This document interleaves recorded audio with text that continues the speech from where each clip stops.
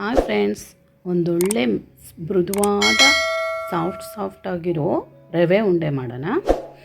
ಅದಕ್ಕೆ ಒಂದು ಕೊಬ್ಬರಿ ತುರಿ, ಸಕ್ಕರೆ, ದ್ರಾಕ್ಷಿ ಗೋಡಂಬಿ, ಏಲಕ್ಕಿ ಪುಡಿ, ತುಪ್ಪ ಬೇಕಾಗುತ್ತೆ. ಇದಕ್ಕೆ ಮೀಡಿಯಮ್ ರವೆ ಬೇಕು.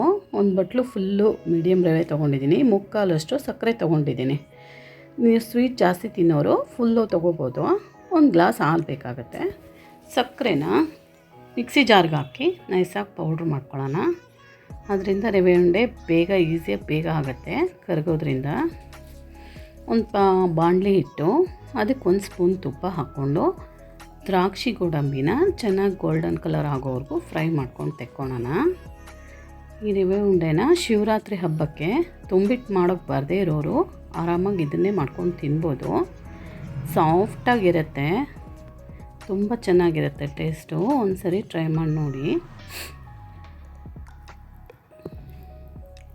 ಅದೇ ಬಾಣಲಿಗೆ ಅಷ್ಟೇ ತುಪ್ಪದಲ್ಲಿ 1 ಬಟ್ಲು ರವೆ ಹಾಕ್ಕೊಂಡು ಚೆನ್ನಾಗಿ ಹುರಿಬೇಕು. ಇದನ್ನು ಚೆನ್ನಾಗಿ ಸಿಮ್ಮಲ್ಲಿ ಇಟ್ಕೊಂಡು ಲೋ ಫ್ಲೇಮಲ್ಲಿ ಇಟ್ಕೊಂಡು ಒಂದು 10 ನಿಮಿಷ, ಕಾಲು ಗಂಟೆ ಆದರೂ ಹುರಿಬೇಕು ಇದು ರವೆನ.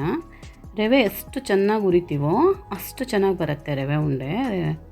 ಕೆಂಪಗಾಗಿದೆ ನೋಡಿ, ಸುಮಾರು ಒಂದು 10-15 ನಿಮಿಷ ಹುರಿದಿದ್ದೀನಿ ನಾನು ಇದನ್ನು. ಕೆಂಪಗಾದಮೇಲೆ ಒಂದು ಬೌಲಿಗೆ ತಕ್ಕೊಳ್ಳೋಣ ಬಿಸಿ ರವೆನ. ಬಿಸಿ ರವೆಗೆ ಬಿಸಿ ಹಾಲು ಕಾಯಕ್ಕಿಟ್ಟಿದ್ದೆ ನಾನು. ಬಿಸಿ ರವೆಗೆ ಬಿಸಿ ಹಾಲು ಹಾಕ್ಕೊಂಡು ಮಿಕ್ಸ್ ಮಾಡ್ಕೊಳ್ಳೋಣ. ಚೆನ್ನಾಗಿ ಮಿಕ್ಸ್ ಮಾಡ್ಕೊಳ್ಳೋಣ. ಸ್ವಲ್ಪನೇ ಹಾಲು ಹಾಕ್ಕೊಂಡು ಕೆಳಗೆಲ್ಲ ರವೆ ಉಳಿದಿರುತ್ತಲ್ವ, ಅದನ್ನೆಲ್ಲ ಮೇಲಕ್ಕೆ ಮಾಡಿಕೊಂಡು ಉಳಿದಿರೋ ಹಾಲು ಹಾಕ್ಕೊಂಡು ಚೆನ್ನಾಗಿ ಮಿಕ್ಸ್ ಮಾಡ್ಕೋಬೇಕು. ಚೆನ್ನಾಗಿ ಮಿಕ್ಸ್ ಮಾಡಿ ರವೆನ ಹಾಲು ರವೆ ಎಲ್ಲ ಮಿಕ್ಸ್ ಆದಮೇಲೆ ಅದನ್ನು ಒತ್ಕೋಬೇಕು. ಈ ಥರ ಪ್ರೆಸ್ ಮಾಡಿಕೊಂಡು ಅದನ್ನು ಒತ್ತಬೇಕು.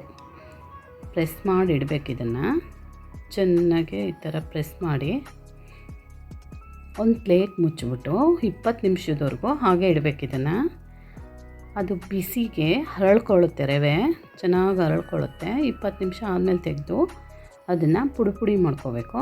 ಈ ಥರ ಮುದ್ದೆ ಥರ ಹಾಕಿರುತ್ತದು, ಅದನ್ನು ಪುಡಿ ಮಾಡಿಕೊಂಡು ಉಳಿದಿದ್ದ ಸಕ್ಕರೆ ಪುಡಿ, ಏಲಕ್ಕಿ ಪುಡಿ, ದ್ರಾಕ್ಷಿ ಗೋಡಂಬಿ ಹಾಕ್ಕೊಂಡು ನೋಡಿ, ತುಪ್ಪ 2 ಸ್ಪೂನ್ ಅದರಲ್ಲಿ ಖಾಲಿ ಆಗಿರೋದು. ಅಷ್ಟೊಂದು ಬೇಕಾಗಲ್ಲ ಇದಕ್ಕೆ. 2 ಸ್ಪೂನ್ ತುಪ್ಪ ಆದರೆ ಸಾಕು. ಒಣ ಕೊಬ್ಬರಿ ತುರಿ ಹಾಕ್ಕೊಂಡು ಚೆನ್ನಾಗಿ ಮಿಕ್ಸ್ ಮಾಡ್ಕೊಳ್ಳೋಣ. ಇದು ಮಿಕ್ಸ್ ಮಾಡೋಕ್ಕೆ ಸಾಕಾಗ್ತಾಯಿಲ್ಲ ಇದು ಬೌಲು, ಅದರಿಂದ ಬೇರೆ ಶಿಫ್ಟ್ ಮಾಡ್ಕೊತೀನಿ. ಮಾಡಿಕೊಂಡು ಚೆನ್ನಾಗಿ ಕಲಿಸ್ಕೋಬೇಕು. ಇದು ಸಕ್ಕರೆ ಕೊಬ್ಬರಿ ತುರಿ, ದ್ರಾಕ್ಷಿ ಗೋಡಂಬಿ ಎಲ್ಲ ಮಿಕ್ಸ್ ಆಗೋವರೆಗೂ ಮಿಕ್ಸ್ ಮಾಡಿಕೊಂಡು ಉಂಡೆ ಕಟ್ಕೋಬೇಕು. ಈಸಿಯಾಗಿ ಉಂಡೆ ಬರುತ್ತೆ. ಇದು ಒಡೆಯೋದಿಲ್ಲ, ಏನಿಲ್ಲ. ಈಸಿಯಾಗಿ ಉಂಡೆ ಬಂದಮೇಲೆ ಅದಕ್ಕೆ ಸ್ವಲ್ಪ ಕೊಬ್ಬರಿ ತುರಿ ಮೇಲೆ ಈ ಥರ ಉರುಳಿಸ್ಕೊಂಡ್ರೆ ಅದಕ್ಕೆ ಕೊಬ್ಬರಿ ತುರಿ ಅಂಟ್ಕೊಂಡು ನೋಡೋಕ್ಕೂ ಚೆನ್ನಾಗಿರುತ್ತೆ, ತಿನ್ನೋಕ್ಕೆ ಟೇಸ್ಟು ಚೆನ್ನಾಗಿರುತ್ತೆ. ಮಾಡಿ ಸರ್ವ್ ಮಾಡಿಕೊಂಡ್ರೆ ರವೆ ಉಂಡೆ, ತುಂಬ ಮೃದುವಾದ ರವೆ ಉಂಡೆ ರೆಡಿ ಆಯಿತು. ನಿಮಗೆ ನಮ್ಮ ವಿಡಿಯೋ ಇಷ್ಟ ಆದರೆ ಪ್ಲೀಸ್ ಸಬ್ಸ್ಕ್ರೈಬ್ ಮಾಡಿ, ಲೈಕ್ ಮಾಡಿ, ಶೇರ್ ಮಾಡಿ ಫ್ರೆಂಡ್ಸ್. ತುಂಬ ಮೃದುವಾಗಿರುತ್ತೆ ನೋಡಿ. ಈ ಥರ ವಯಸ್ಸಾದವರು ತಿನ್ಬೋದು ಇದನ್ನು. ತುಂಬ ಸುಲಭ ಮಾಡೋಕ್ಕೂ.